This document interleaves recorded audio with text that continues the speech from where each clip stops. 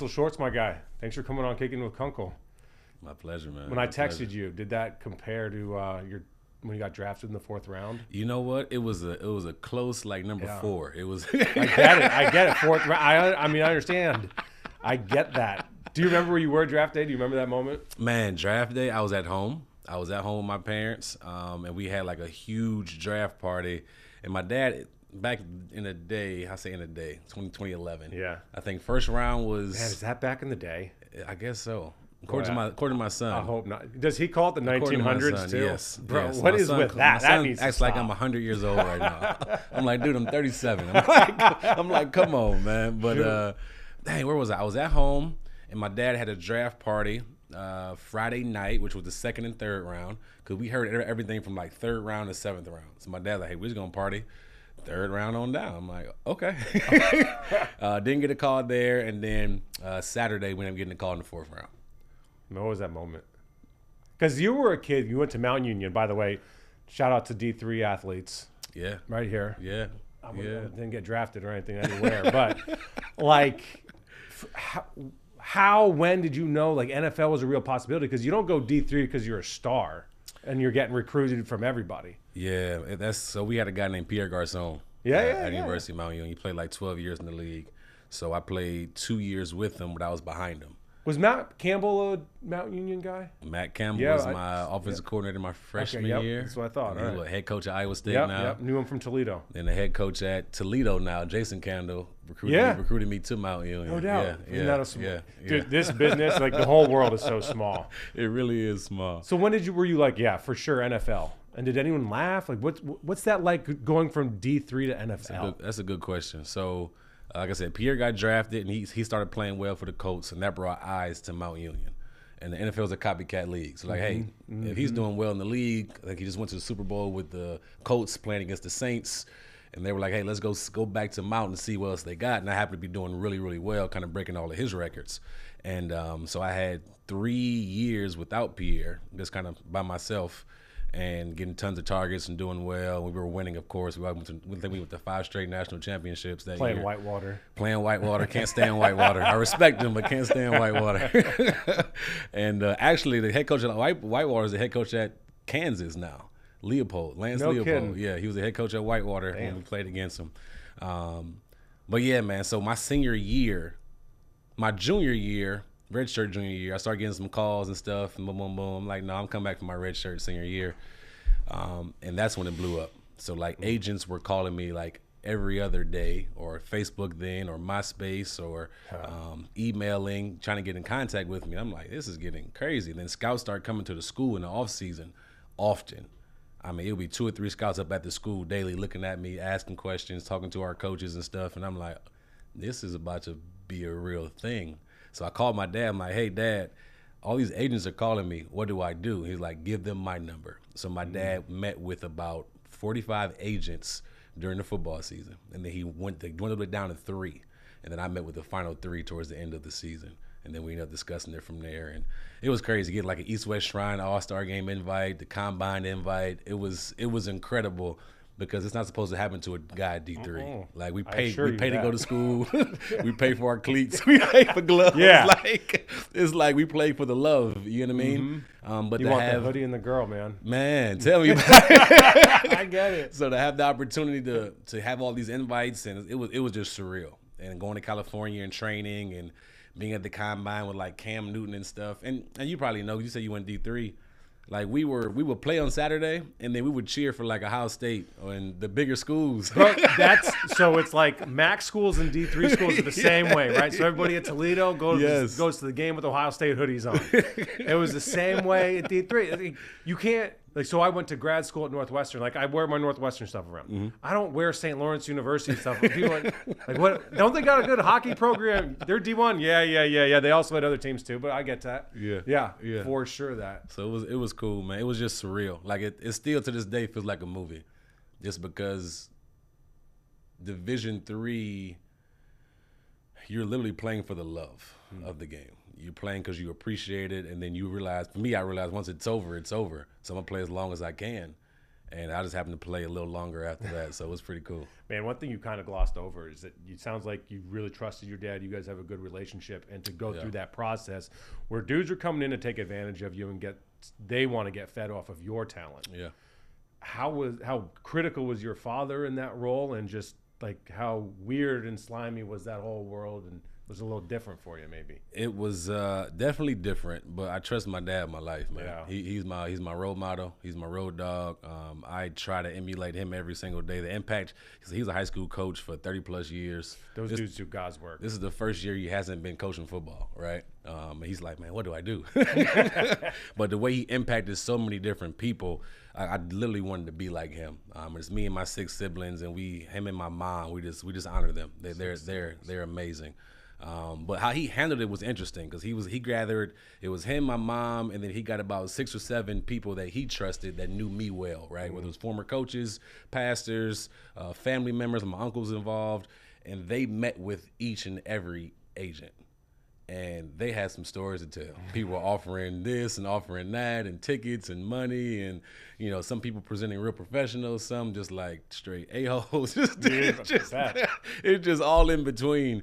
So it was kind of easy for them to dwindle down to 3, and then it was all on me to pick from those 3. And it was 3 really good options, but I'm just grateful, because I don't know how I would have dealt with that by myself. Without his guidance, I would have had no clue on how to go about it and what to do. Not to mention you got to worry about being good on Saturday. Man, listen. That's a lot to take in for a kid. Like a lot. Finish school. Girlfriends, homework, football. Man, listen. The crazy part is, so my wife now, she was my girlfriend at the time. She was pregnant at that time. Dang. So we were trying to figure out how are we going to just balance it all and do everything. So, no, it worked out well. That's awesome. All right, let's talk Texans. Okay. This offense. Yes, sir. So C.J. Stroud says in training camp, we got the 5-headed monster. We all believe the same damn thing. Like, it's going to be awesome. It's going to be fun to watch. They got to be stopped in the defense. We thought maybe, okay, some problems here with young rookie corner like Kamar Lassiter, Kalen Bullock. Let's see what they can do. Those guys turned out to be studs. Mm-hmm. Offensively, it has not worked. For a lack of a better term, they've kind of sucked. Mm-hmm. Why? Can you put your finger on it? I know the overarching theme is the offensive line, and then everyone has a problem with Bobby Slowick, but I don't know that people know why maybe the offensive coordinator has been an issue, if it has been. My opinion, and I understand what everybody's saying, and I agree, but you got to look at it as a whole too. This is year 2 for Bobby as a true play caller. This is year 2 as CJ as a true quarterback, and we talked about it a little bit off air. Once you get film out there, and that's their job, that's their only job, is to study your film, they're going to make your life tough. That's just what it is. So to a point, I wouldn't say they figured out the offense, but they do a damn good job figuring out how to attack this Texans offense. So once early on, they figured out, okay, it was in Minnesota where they gave up a bunch of sacks, and nobody knew Minnesota was good early, or nobody understood how good Minnesota was that early on. Brian Flores doing a heck of a job. But once they started bringing pressure and stunting, even Indianapolis with game 1, defense line started stunning and started confusing that offensive line a little bit. Then it's like, hey, okay, can that improve? And week 2 it didn't, week 3 it didn't, week 4 it didn't. It's like, well, what's going on? It's a copycat league, like I said earlier. Once you can't figure out something, they're going to keep attacking it. So for me, I think the O-line was an issue, but I feel like it was more of a coaching type of thing, because it seemed like it was just confusion across the board, whether it was Dalton Schultz miscommunicating, whether it was a receiver that was in tight miscommunicating different blitzes or whatever the case may be. It just seems like Shaq Mason at times would be looking around trying to figure out who's going where, what's going on what, and it's just the cohesiveness of the offensive line just wasn't there. There was moments where Joe Mixon was outstanding. There was moments where CJ looked like CJ, but overall, right now it's a very average. To be honest, to be gentle, that's pretty sweet of you to say that. Very average offense, but it's a mix of players not executing and they look confused at times, especially up front, and a mix of, and we talked about this, Bobby not doing a good job adjusting to what the defenses are doing. They're going to, if you're coming to the game with a plan, they punch you in the mouth, you got to have a plan B. What's your counter? How do you react to that? And there's too many times during the season they get punched, meaning the Texans, and they don't have a counter to respond on the offensive side of the football. All right, we'll talk about the future here in a little bit. There's a lot to pick up from that, and I want to focus on the inability to pick up a stunt. The stunt ain't freaking new. Like, the stunt's been around for a really long time. I've sent film to a handful of guys that I really trust around the league that still play offensive linemen, and they're like, it's pretty obvious, it's really basic how you pick this up. They can't speak on how they're taught to pick it up, but they drew it out how you would go about it. So what the hell? Like, why can't they pick up the stunt? It's not that hard to get to week 18 and not know how to do it. Versus, I understand 1 through 4, whatever. How do you go through a whole year? It's confusion. I'm trying to tell you, like that's the problem. And that's coaching. That I would say is the coaching part. Because there's no reason when you have veterans up there. Yeah, you got Juice, who's a second-year guy. Patterson came in, second-year guy. What's the left guard? Kenyon Green came in, third-year guy. But the other guys are vets. And the issues you had seemed like they were in a center guard position, a little bit from the tackle. It's like, those are veterans. Those guys been around. Nobody's a flat-out rookie, right? So for me, if those guys are confused, what you're teaching them is confusing them. Because like you mentioned, nothing crazy up front, nothing crazy at all. A lot of times you're letting the guy come to you. Often it's 5v4. And you come to you. It wasn't like they were bringing 7 or bringing 6. Yeah. It was a lot. Packers game, oh my gosh, they were bringing 4. That's the biggest thing. They're rarely 4. outnumbered when they get beat. So to me, that's what it falls back to. Okay, we're not, and I coach at the high school level, and that's much different, right? But if I can't figure out how to coach them, and they're not getting it, I have to figure out, okay, what's the best way to communicate with them? How can I would hate to say dumb it down, make it as simple as possible so that they can execute at a high level, like whatever it takes. And I feel like that just hasn't been done, or if it has been done, they're still not executing at a high enough level. So what do you do going forward? Is that an offensive line coach change? Is that Bobby Slowick change? Is that D'Amico is in the office with Bobby saying, listen, Bob, like, that can't happen again? Well, I'll be honest with you. When it happens this long, for this part of the season, you're supposed to be a Super Bowl contender, and you have your rookie quarterback. I'm sorry, not a rookie no more. Your quarterback in a rookie deal, and you're trying to win That's right your now. window. This is your window. You gotta. Everything is on the table. That's just what it has to be. Because you can't sit here and say, okay, year 1, great year. We kind of surprised people. Nobody expected us to be this good. Year 2, we supposed to progress. We kind of regressed and did not live up to expectations, what we all thought the offense would be, right? And what they thought to be. And what they thought it would be. To be fair, this wasn't just us pumping tires. No. Everybody thought it would be a high-flying offense. That's what it's supposed to be. I think all cards on the table. You need to look at Bobby, you need to look at the offensive line coach, look at whatever the offense is, and say, hey, if I don't think we can get the job done, this D'Amico I'm talking about, then I need to make moves and say, hey, maybe I get rid of this guy. Maybe it's not Bobby. Maybe it's these 3 guys. But you got to figure out something on that offense to get it really rolling next year and get CJ back comfortable. He didn't seem comfortable at all. He was never comfortable because I don't think he could get comfortable. He was always under fire, and then that leads to the hurried throws and the missed throws. It's interesting, though, because last year you seen him go through his progression. I mean, from week 1 Baltimore last year, he was boom, boom, boom, boom, get rid of the ball, check downs. Like, it was just amazing to see it. And then this year, he had happy feet. And I honestly think he's banged up. I think he's been hit a lot. He alluded to that after the Ravens game. I think he's banged up. And it was the first time he's ever said that, and he was like, that's a crappy excuse. Well, okay, fine, maybe, but no one wants to hear it, but if it's the truth, it's the truth. And then why are you banged up? It's because you got in the hell kicked out of you. It's not because some freak accident or you're injury prone or something like that.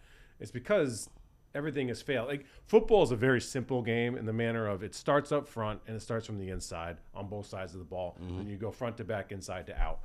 And if they can't fix that, then they're in huge trouble. So what do you think needs to happen in the offseason? Some change of offense got to happen. Yeah. So whether that's Bobby, whether that's what do you want to see happen? Like, how should they address it? I want to see. I'll be honest with you. Black Monday went by. And I would be very interested to see who can help me develop my quarterback. Like, is Bobby the best guy to help develop CJ? Is Bobby the best guy to really help him become the top 5 quarterback we think he can be in this league? And if the answer is no, then go get somebody that can be. Maybe Doug Peterson can be. He made Nick Foles Super Bowl MVP. he went out there and did some awesome things, and he played the game as a backup and knows what it takes to be a professional and how to prepare each and every day, right? So I would take a strong consideration in looking at, okay, is Bobby my guy? I can really evaluate that offense, and if he's not, then I need to go out there and get that guy. That's my number one priority, because he needs to be protected. He needs to be able to. I want to see him come to the line of scrimmage and call the offensive calls. Call the fronts. Yes. Hey, Mike's 53, and then move the offensive line. Slide left, slide right. I didn't see enough of him taking control of the offense like I wanted him to, right? Rookie year, great. Year 2, I wanted to see a step up. I didn't see that, and that's what I want. I want him to own the offense that he runs. He should be the quarterback, the coach on the field, and I'm not sure he was the coach on the field this year all the time. I think he was still questioning the offense and some of the calls and kind of learning himself. And if that's the case, I'm not sure I want that same guy back for year 3. I hate that we're talking about this as if they don't play this weekend in a playoff game. It's like going forward, what do they need to do? Yeah. As if we're assuming they're going to lose. Do they have a chance to win?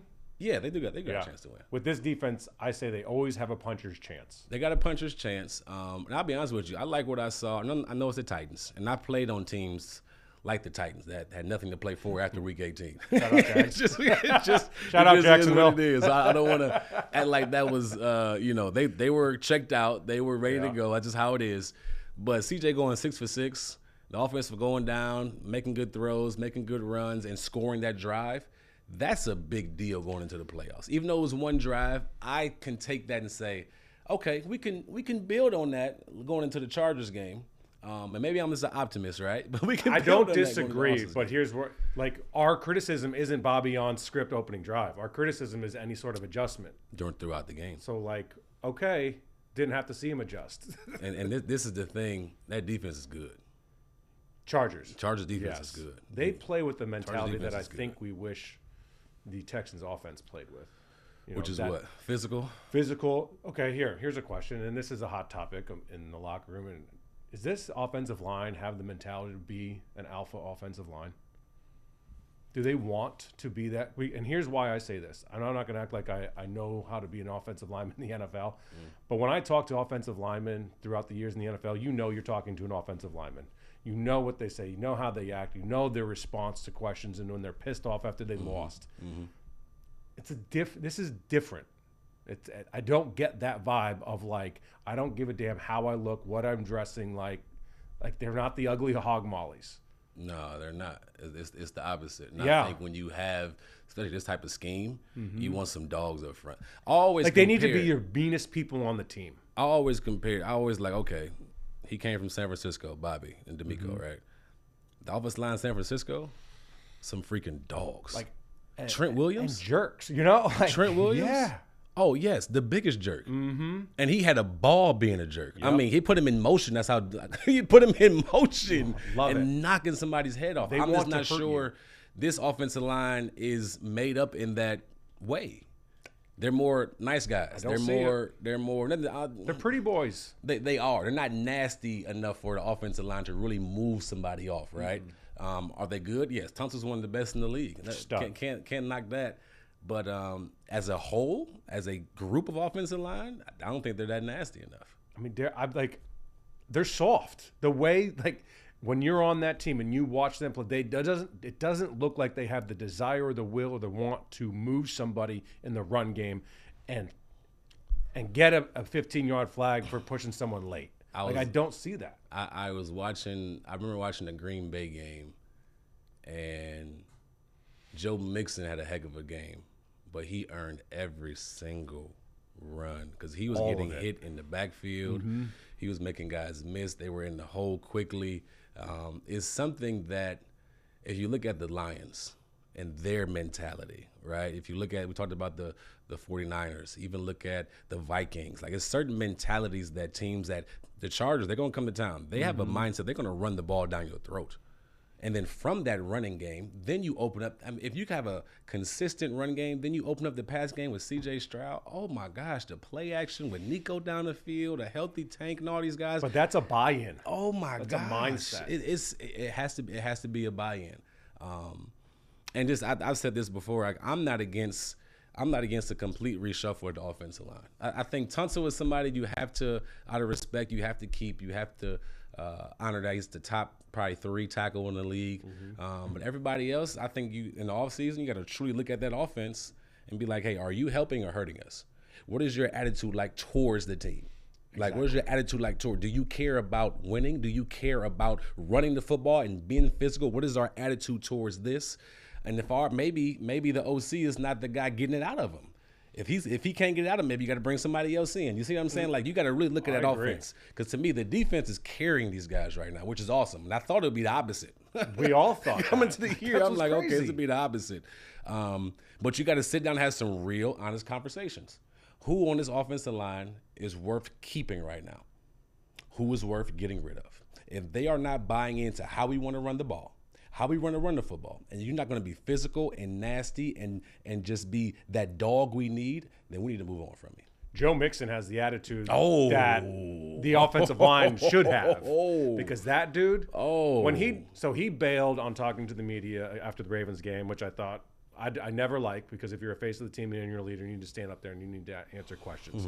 However, when he doesn't in that moment, he doesn't because it's the worst day of his life and he's pissed off and he's embarrassed about what happened, versus some guys that don't want to talk. They leave because questions are going to be hard. They're going to be tough on them. People are going to be mean to you. It's different. Like, if Joe doesn't do it, it's like, because today was the worst day of my life.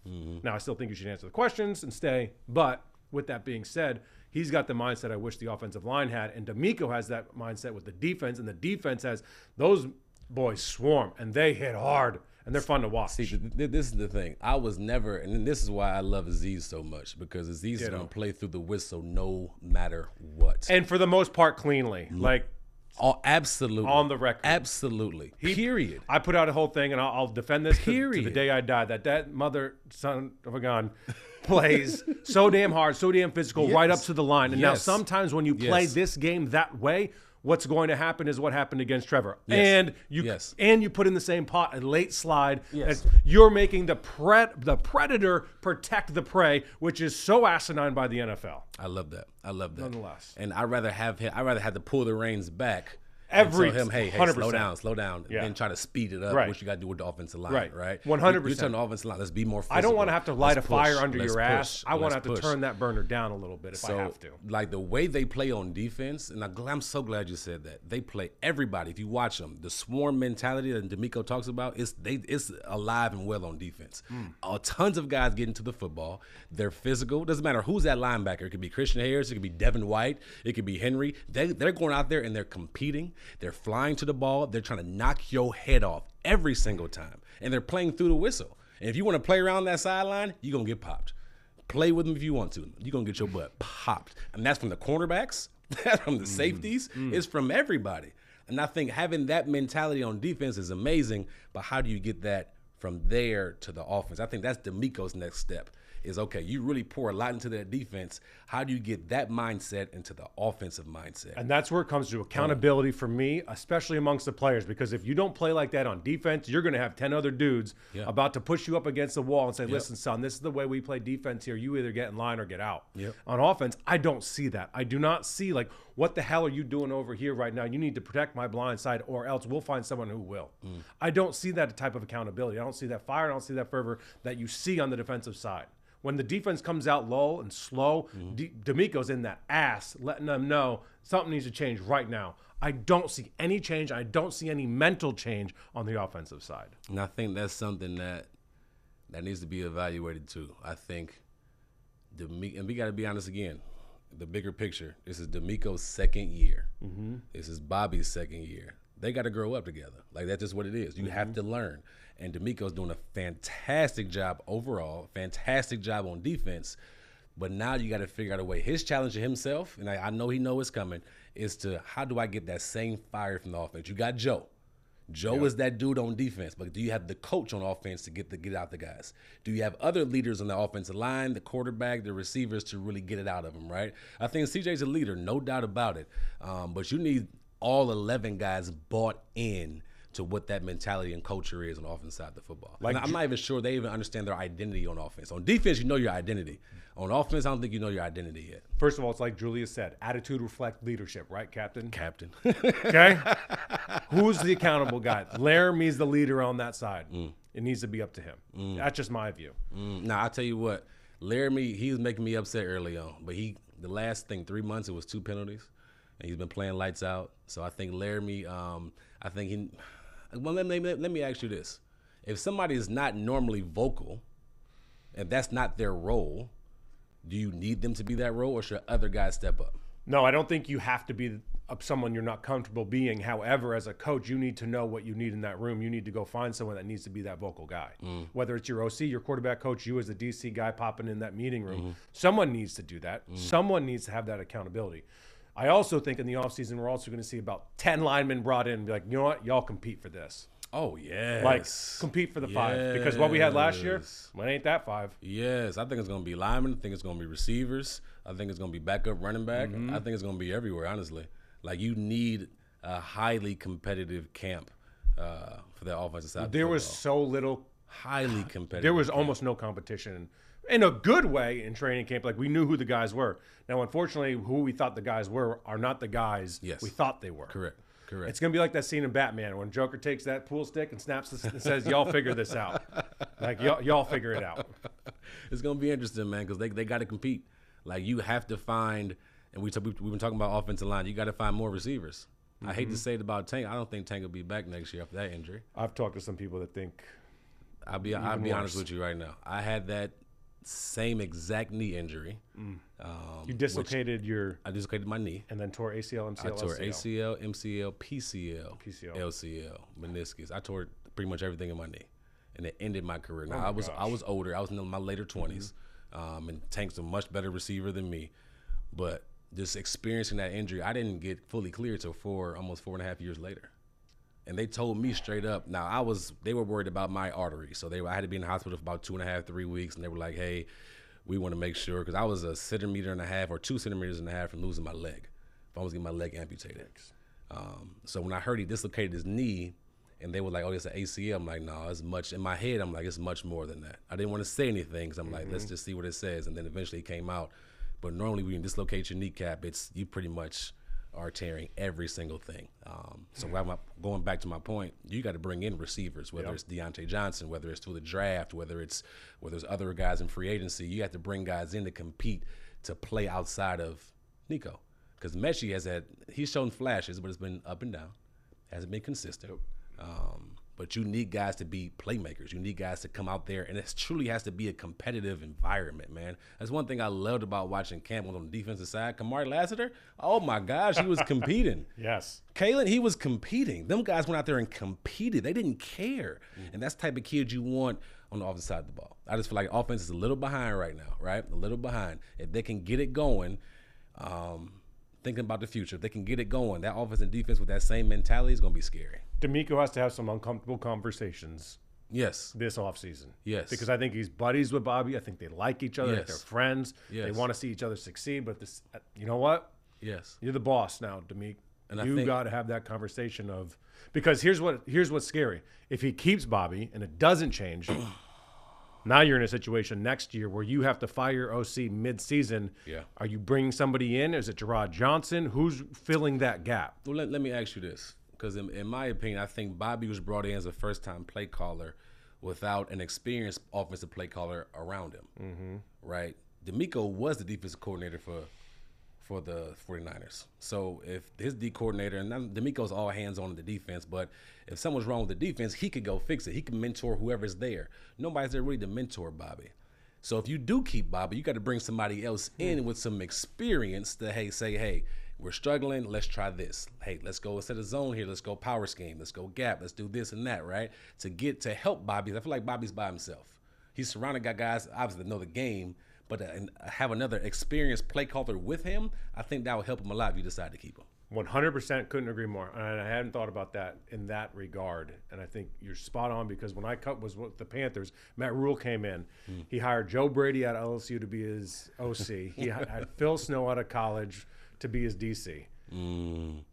Phil was fine, I guess, maybe. Joe Brady was so far over his head. He had no idea what he was doing. It just wasn't ready. Now he's in Buffalo. He's killing. He's the man. I love the dude. Like, good for him. Yeah. Matt admits to this day that was his biggest mistake because he didn't have anybody around him who's ever coached in the NFL. So he didn't know what to do when things went awry. He didn't know what to do. There's so much that goes into being a head coach in the NFL. It's not just showing up and when to call a timeout. Like, there's a lot to take in. You're right. And it's just on like dealing with the media, working your schedule around the media. All that crap is tough. And I think that would benefit Bobby a ton. It would, man. It would. And everybody needs it. Like, you really need those guys that have been around the game before you, like, or been longer than you, or they call plays before. They've seen so much football that they're like, I've seen this before. I know what to do, like, right here. I don't know how. Let's just get through this game right here, right now by doing this, and then we're going to have a meeting after the game, like, whatever. And to you or to them, it may be a simple fix. Mm-hmm. To him, it may be like, oh, my gosh, what's going on? And he explains it to him. It's like, oh, all right, cool. Bobby knows his way. That's the only way he knows right now, right? That's all he knows. 100%. So if somebody has some fresh ideas and just been around, I think that will help him a lot. Because right now he's by himself. All right, let's wrap this thing up. Chargers, Texans, what's the score? Who wins? I'm going to go with the home team, but I think they have to score 24 to win. Did you watch me last night on TV? No, I didn't. They got to score 24 to win. You score 24, I think you win the game. Okay. I think the defense will shut down the run game. They're going to try to run the football. I think I'm not scared of any of the lad is good, the receiver for the sneaky fast. He's sneaky fast. Sneaky good. But only sneaky. He's not a real athlete. One thing that's a whole nother conversation. One thing I love about this matchup, Kamari Lassiter knows him. Yeah. They play together at Georgia. So he, in his mind, is like, oh, I know Lad. I know how he's going to release off the ball. Like, they battled every single day. Then you got the other, to me, the best corner in the league on the other side for if you want to follow Lad or if you want to just have, stay on the same side. I'm confident against their skill guys. I'm confident against, we'll stop the run game, but I'm just a little nervous about the offense. Can they continue? Can they score, right? But if they could score 24, I say they win 24-20. So I said last night on the 10 o'clock News Edge show with Caroline Collins, I said, this is what needs to happen. They score more than 20 points, they can win. They need to not suck on offense, and I think the defense can do their job because they're going to come out hair on fire. Oh, my gosh. Like, I believe this defense is going to be fun to watch. My gosh. Real quick. I think, too, just going back to Aziz, losing him for 11 days instead of 21 days, I think is a big deal. Yes, 3 games, no doubt about it. But not having him in the building that long when he's the team leader of that defense, when he's the joker, when he's that much of an impact on that defense and team, him getting gone on 11 days instead of 21, I think that's huge. I think they love that guy. I think he really is one of the catalysts on that defense and that team to get these guys going. So 24-20, Texans win. All right. I hope you're right, bro. Fingers crossed. Oh, man, thanks for coming in. This is a blast. Thank you, man. Everybody, check this out. Spread it to your friends. Like, click, subscribe. What's your X account? C Shorts III on X. Yes, on X. He's the third. C Shorts the third. I'm the fifth. You the fifth? Yeah. Really? King's in here. That's King's right, baby. That's where we end it. Me up here. Thanks, bro.